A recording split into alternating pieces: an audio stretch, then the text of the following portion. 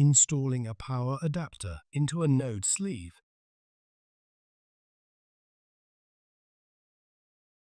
Note: the node and power adapter replacement procedures for wall, ceiling, or DIN rail mounted systems are identical. Align the power adapter with the power adapter cage, and then slide the power adapter into place. Align the two screw slots on the tab with the power adapter cage, and then fasten the two thumb screws to secure the tab. Note: if only one power adapter is to be installed, install it in slot 1. Connect the power cable to the node. Fasten the screw and make sure the power cable is securely locked.